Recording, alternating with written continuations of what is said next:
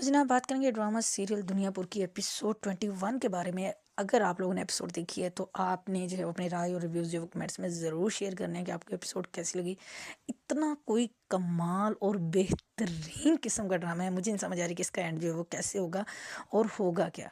हर episode में नई सियासत, हर एपिसोड में कुछ नया धमाका, कुछ भी एक्सपेक्ट नहीं कर सकते कि जी नेक्स्ट क्या होगा, नेक्स्ट क्या होगा। इतनी बेहतरीन हिस्ट्री है दुनियापुर की, मतलब ठीक है खून खराबा तो बहुत है जो हमें बड़ी जो है वो अट्रैक्ट कर रही है, बट इतना बेहतरीन ड्रामा आपने जो है वो लेवल है कि कभी देखा नहीं होगा। अब जनाब नौरोज़ आदमी ने लास्ट एपिसोड में कहा था कसाई की बीवी को कि अपने बेटे को मेरे पास भेज देना और मैं जो हूँ वो फिर उसको बता दूंगा उसने क्या करना है।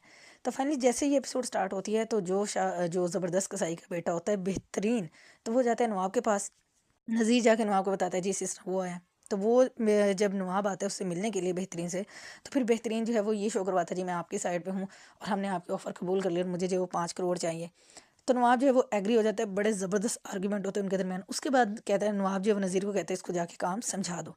अब नज़ीर बेहतरीन को लेके जाता है अपने असले के गोदाम में जहाँ पे उसने बहुत सारा जो है वो असला मंगवा के रखा हुआ था।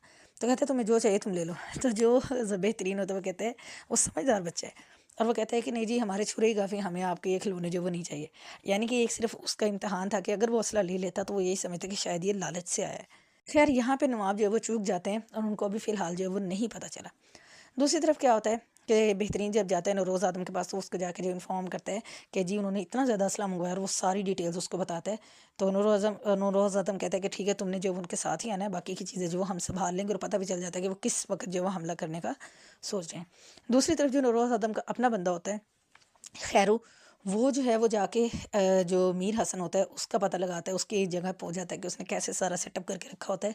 और जो मीर हसन है उसका भी राज फाश हो जाता है कि वो जो है अभी भी एज अ इंटेलिजेंस ऑफिसर जो है वो काम कर रहे हैं और सारी रिपोर्टिंग जो है वो अपने हाई कमांड्स को जो है वो दे रहे हैं। तो जनाब नौरोज़ आदम की बात बिल्कुल सच साबित हुई कि दुनियापुर में किसी पे भरोसा नहीं किया जा सकता। और जब मीर हसन आता है कहता है आपने मुझे बुलाया था, तो नौरोज़ आदम कहता है कि अब जो है वो पहले ज़रूरी बात करनी थी लेकिन अब जो है मुझे तुमसे कोई ज़रूरी बात नहीं करनी। उसके बाद जनाब जाके नौरोज़ आदम अपने बेटे को बताता है जो कि कह रहा था अपनी अम्मा से इनके शामिर के उससे जो है वो सिर्फ मतीहा से शादी नहीं करनी और उससे जो है वो अना से ही शादी करनी है। तो फिर जो है नौरोज़ आदम जाके उसको सारी हकीकत बताता है कैसे मीर हसन भी दोगला बंदा है, कैसे जो है वो उसको जहर दिया गया है नौरोज़ आदम को। और उसके बाद जो है वो यानी कि पुलिस की भारी नफरी जो है वो दुनियापुर की बाउंड्री पे बाहर खड़ी हुई है कि अब जो है वो सबका सफाया कर दिया जाएगा। मतलब शामिर से इतनी डफर लेवल की स्टूपिडिटी की जो है ना तवक्को नहीं थी। वो अभी भी यही समझता है जी कि हाँ वो उससे मोहब्बत करती है, वो उससे मोहब्बत करती है। अब हमें ये नहीं पता कि भाई ऐसा हो नहीं सकता कि नौरोज़ आदम ने जहर खा लिया हो। तो बट अच्छा ड्रामा अच्छा था कि जी वो हॉस्पिटल चला जाता है कि जी उसकी तबीयत ख़राब हो गई और फाइनली उनकी शादी जो है वो किसी टाइम के लिए जो है वो रुक जाती है। तो जनाब नवाब साहब ने फिर से शादी कर लिया और अना जो है वो उसको पिस्टल दे के आती है कि अगर मेरा बाप वापस आ जाए ज़िंदा बच के तो उसको मार देना, क्योंकि उसको ये बिल्कुल भी अच्छा नहीं लगा और आगे अपने पेरेंट्स को बता देती है जी कि शामिर के फादर की तबीयत जो है वो बिल्कुल भी ठीक नहीं है। तो इस वजह से शादी जो है फ़िलहाल के लिए कैंसिल हो जाती है।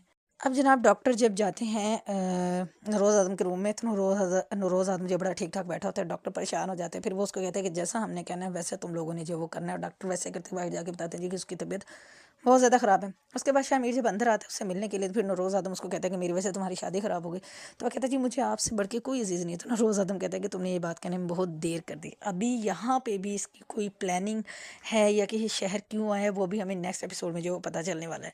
दूसरी तरफ जब मीर हसन आता है तो खैर उसको बातों बातों बड़ा वो कहता है कि भाई तुम पहले तो हमसे पीछे थे लेकिन फिर बहुत आगे निकल गए, तो बस ये है कि इतनी आगे नहीं जाना चाहिए, तो वापस आ जाना चाहिए। और मीर हसन को भी डाउट हो रहा है कि ऐसा क्या मतलब दबी छुपी बातों में उसको क्या इशारे जो हैं वो दिए जा रहे हैं। और उसके बाद जब नौरोज़ आदम जो है वो आईजी से बात करता है तो आईजी बड़ा जो है वो कोई ऑनेस्ट बंदा आया हुआ होता है और वो नौरोज़ आदम की एक नहीं सुनता और वो कहता है जी वो इस दफ़ा जो वो तबाहियाँ मचा देगा, वो किसी तरह भी उसकी कोई बात मानने के लिए रेडी नहीं है।